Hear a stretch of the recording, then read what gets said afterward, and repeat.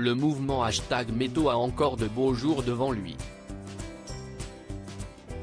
Ce 5 décembre, la comédienne Anneliese M est sortie du silence dans lequel elle était enfermée depuis plus de 20 ans, et a livré un témoignage poignant sur une expérience qui aurait brisé sa carrière cinématographique.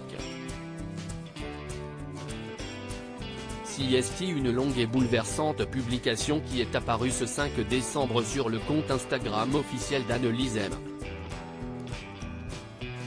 La sœur des comédiennes Elodie M et Clotilde M est aujourd'hui une actrice reconnue qui n'a plus besoin de ménager la chèvre et le chou par crainte de voir sa carrière menacée. Ces dernières années, la jolie brune de 46 ans a été l'héroïne de la série médicale Nina, avant d'apparaître dans nombre de téléfilms policiers comme Les Secrets du Canal avec Aurélien Wick, Meurtre à Lille ou Meurtre à Toulouse. Très récemment, la comédienne a joué dans la série juridique de France 2 Le Code, mais aussi dans J'ai menti avec Camille Lou ou Un alibi avec le brillant Pascal Demolon. Devenue un visage familier du public, Anneliese M a choisi de s'exposer et de parler, enfin, d'une terrible expérience survenue alors qu'elle commençait sa carrière d'actrice. En légende d'un cliché datant de l'époque qu'elle raconte, ses 25 ans, le temps de son innocence.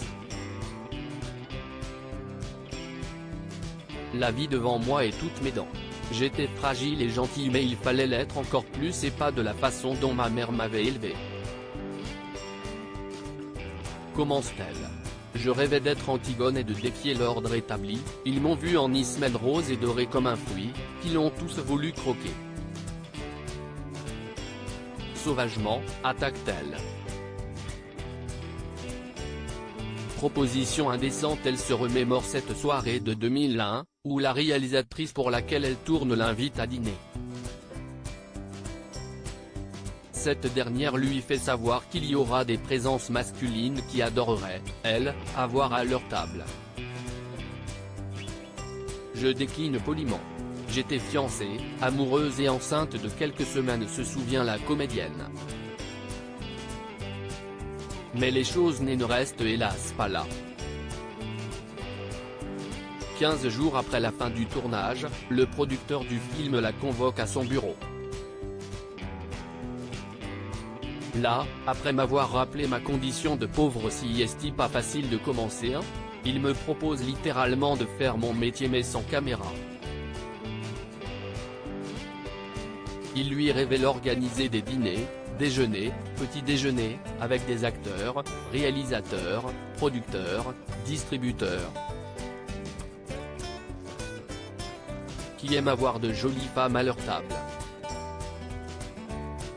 Ces prestations sont évidemment rémunérées, et dans la foulée, il est précisé à la comédienne que si l'envie lui vient, elle est libre de se faire plus d'argent le soir.